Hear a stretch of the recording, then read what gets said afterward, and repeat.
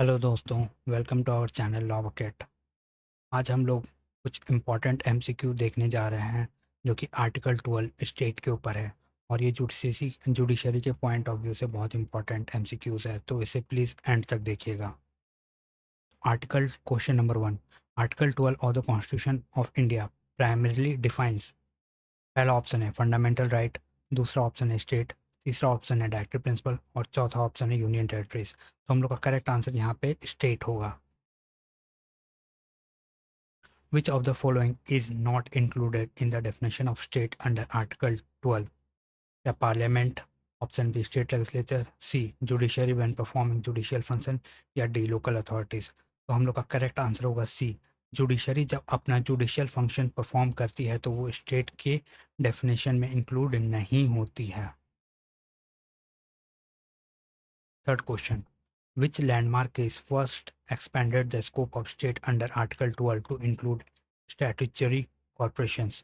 तो option A है Rajasthan electricity board versus Mohanlal, B Ajay Hasia versus Khalid Mujib, C Som Prakash versus union of India, D Sukhdev Singh versus Bhagat Ram. तो हम लोग का करेक्ट आंसर है Rajasthan electricity board versus Mohanlal.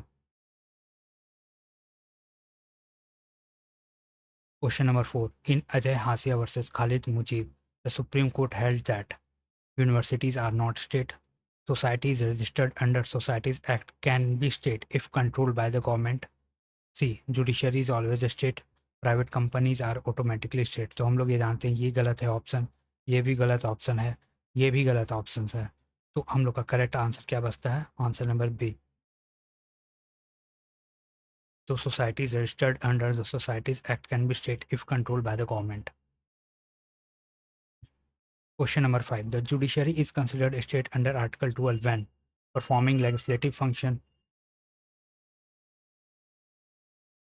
False, क्योंकि legislative function काम नहीं है जुडिशरी का। परफॉर्मिंग एडमिनिस्ट्रेटिव फंक्शंस, इसको हम लोग बाद में देखेंगे।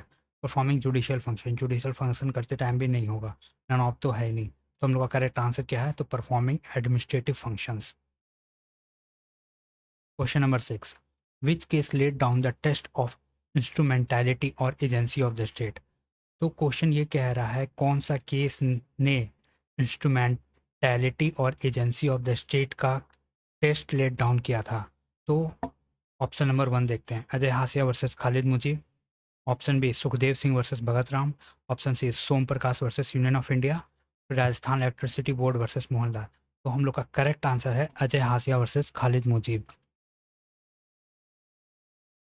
इन Sukhdev Singh versus Bhagat Ram the supreme court held that private companies are state. B. ONGC, LIC, IFC are the state. Judiciary is excluded from Article 12 और municipalities are not state. तो हम लोग का करेक्ट आंसर है ONGC are state, LIC is state and IFC are state. Question number 8. Which test is used to determine whether a body is instrumentality of the state? पहला deep and pervasive control, दूसरा financial assistance, तीसरा public functions, या चौथा all of the above. तो हम लोग का correct answer होगा all of the above. Which of the following is not considered state under article 12? Municipal corporation, panchayat, private unaided school, government department. Government department आता है, private and added schools नहीं आता है, पंचायत भी आता है, म्यूनसिपल कॉर्पोरेशन भी आता है। तो हम लोग का करेक्ट आंसर हो जाएगा private unaided school.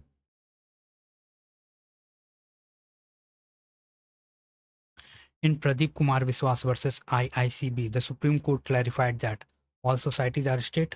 A body is state if financially, functionally, and administratively dominated by the government. Judiciary is always state. NGOs are automatically state. तो ये ऑप्शन गलत है।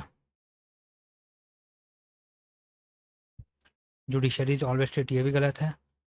ऑल सोसाइटी आर स्टेट, ये भी गलत है। तो करेक्ट आंसर क्या होता है? ये a body is state if financially, functionally and administratively dominated by the government.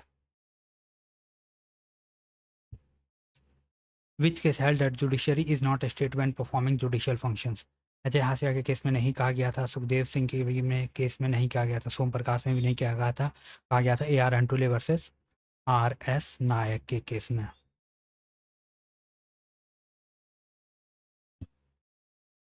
Question number 12. The test of public function implies that option A, anybody performing public function may be considered a state, only government department are state, public private individuals are state, NGOs are automatically state। तो ये option तो गलत है, private individual state नहीं होता है, ये भी गलत है। Only government department are state, ये भी गलत है। पब्लिक फंक्शंस का जो टेस्ट है तो any body performing public functions में बी कंसिडर्ड एज स्टेट। तो करेक्ट आंसर इज ऑप्शन ए।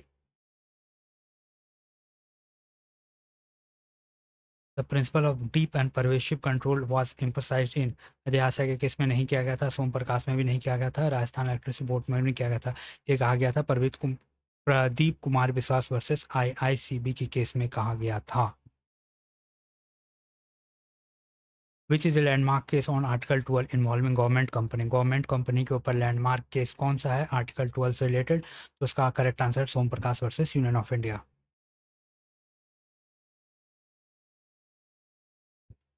तो question number 15, Rajasthan electricity board versus Mohan Lal 1967 held that statutory corporations are not state, false, judiciary is always state, false, private companies are state, false, statutory corporations falls within the other authorities, statutory corporation falls within the other authorities। Z Telefilms Limited versus Union of India 2005 held that BCCI is a state, false, BCCI is not a state but may subject to the writ jurisdiction, सही है। Private companies are always state, false, NGOs are state, false।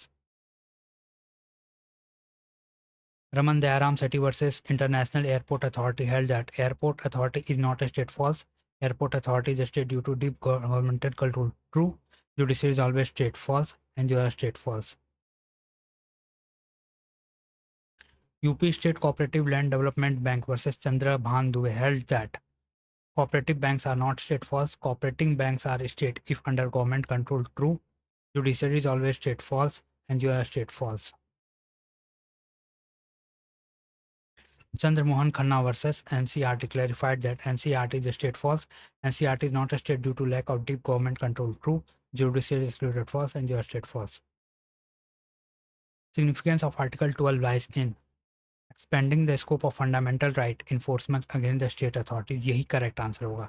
Limiting parliament नहीं होगा, defining union territories गलत, restricting directive principle ये भी गलत। तो correct answer is जो फंडामेंटल राइट का जो इन्फोर्समेंट है स्टेट अथॉरिटीज़ के खिलाफ, उसी स्टेट के डेफिनेशन को ब्रॉडन कर दे रहा है आर्टिकल 12। तो आइए हम लोग का यहीं पे ये MCQs वाला सीरीज़, ये MCQs यहाँ पे समाप्त होता है।